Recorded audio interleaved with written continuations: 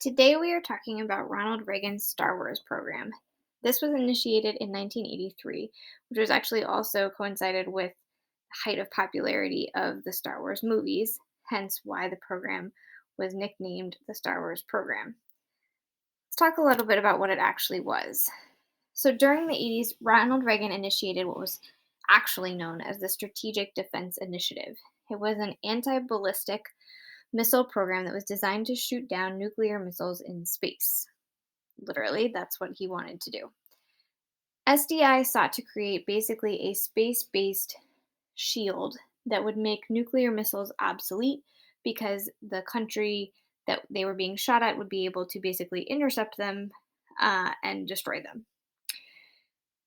Reagan became kind of obsessed with this idea early in his term. He visited NORAD, which is the North American Aerospace Defense Command headquarters, and they're located deep within a mountain, these very impressive bunkers.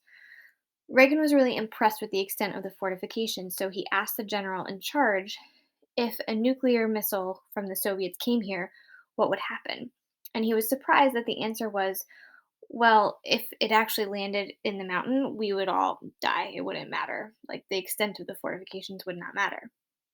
And Reagan said, well, there's got to be something better than this. And that's why he wanted to create uh, the Strategic Defense Initiative. Remember that when elected, Reagan adopted really tough anti Soviet rhetoric and policy, which is in stark contrast to what his predecessors, Carter and Ford, did in the 1970s. The 1970s had been a period of relative detente during the Cold War. Basically, everyone sort of decided we're just going to leave it as it is and no one is going to antagonize the other. But Reagan changed all of that with his rhetoric. 3 weeks before the announcement of the Strategic Defense Initiative, Reagan gave a speech in which he designated the Soviet Union literally an evil empire. You're going to watch a clip of this speech after you do this.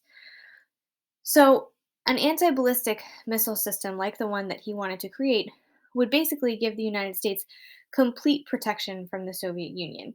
And he saw that as sort of the natural next step. On March 23rd, 1983, Reagan announced the Strategic Defense Initiative program in a television address to the United States. He said in this address, what if free people could live secure in the knowledge that their security did not rest upon the threat of instant U.S. retaliation to deter a Soviet attack? That we could intercept and destroy strategic ballistic missiles before they reached our own soil or that of our allies.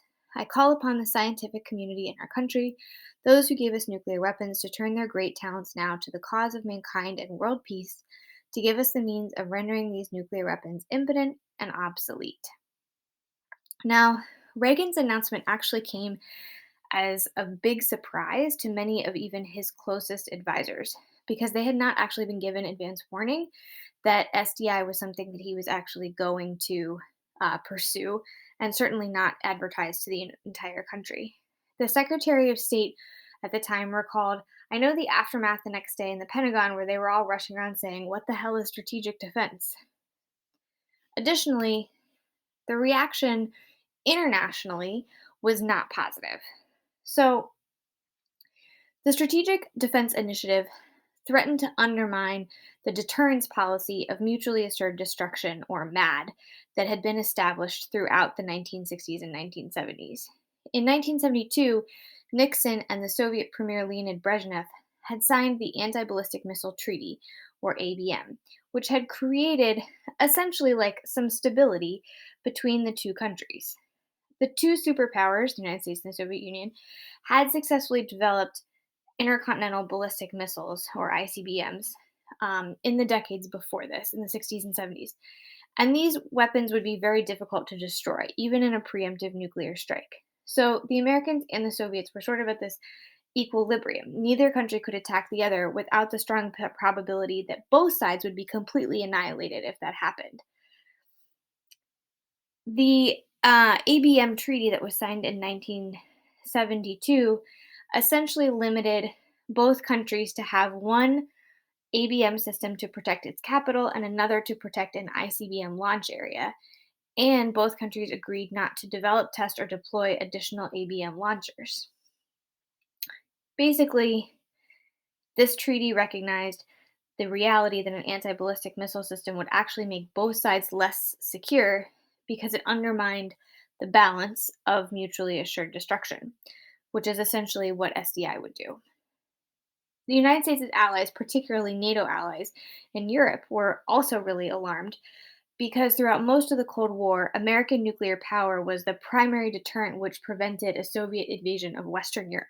Remember that the Soviet Union had taken over a lot of Eastern Europe, and Western Europe felt relatively protected because they thought that the United States would protect them. They thought that SDI, if it worked, would mean that the United States would potentially no longer provide this defense. Ultimately, the Strategic Defense Initiative was not successful. It's never been developed, but it was very successful actually as propaganda because it put military and economic pressure on the Soviet Union. Once the United States declared that they were going to fund their own strategic defense initiative, the Soviet Union had to respond basically to fund their own anti ballistic missile system. This was particularly significant because the Soviet Union was teetering on the brink of economic collapse by the 1980s. Reagan actually joked, "Why can't we just lean on the Soviets until they go broke?" So, although Reagan was actually sincerely invested in SDI and making it work, and probably never intended it to be a bargaining chip, many of his advisors actually acknowledged that it was really quite powerful as a negotiating tool. Soviet leaders feared ultimately that SDI would make it possible to weaponize space, and that was something that they really feared. Additionally, as I said, the Soviet economy was really struggling by the 1980s, and it was estimated that their military spending made up 15 to 17% of their GDP, which is huge. And so, if they had to invest even more than that, then basically that sort of sent their society closer and closer to, total collapse. Things start to change in 1985.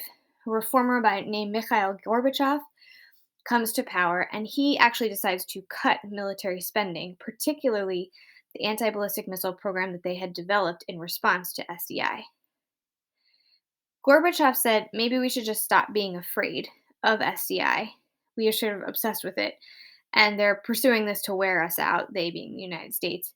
So we should maybe just stop and not worry about it. Scaling back the military budget was one thing Gorbachev did to revive the Soviet economy. Another thing he did was he started to negotiate directly with the United States and with Reagan. They began negotiating together in 1986 with the goal of coming up with another nuclear arms treaty. First, they met in Geneva and then they met again in Reykjavik, Iceland, to negotiate nuclear arms. In Geneva, Reagan proposed that both sides reduce their respective nuclear arsenals by 50%.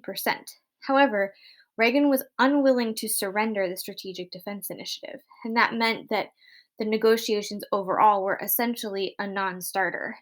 Gorbachev actually was really surprised by um, how dedicated to SDI Reagan was. He thought it was basically science fiction, that it couldn't work, and he couldn't figure out why Reagan was so invested in it. He also argued that the Strategic Defense Initiative was hypocritical. If the Soviet Union had developed an anti ballistic missile system, the United States would have absolutely felt compelled to escalate in a similar way. So, shouldn't the Soviet Union feel that way? Um, since that's what the United States was doing. When they went to Reykjavik the following year, Reagan's attachment to SDI again became this pretty significant obstacle that they couldn't overcome. So, what they decided to do was basically separate the negotiations into two negotiations around missile reductions and then negotiations around SDI. Part of the reason Gorbachev was willing to do this was because he was actually aware that Congress was already cutting the SDI budget, and because he'd been assured by his own scientists that the United States was nowhere close to being able to actually develop an SDI system. In 1987, Reagan goes to Berlin, Germany, and gives a famous speech at the Berlin Wall. You can see a picture of it here, and you're going to watch a very short clip after this. In that speech, he demands, essentially, he implores Gorbachev to come to Berlin and remove the wall, basically knock down the Berlin Wall. This speech helps spur an additional set of negotiations between Gorbachev and Reagan that results in the INF Treaty. So, the INF Treaty eliminates all short range and intermediate range nuclear missiles. So, it was one of the most important uh, pieces of calming down the Cold War rhetoric that occurred in the late 1980s.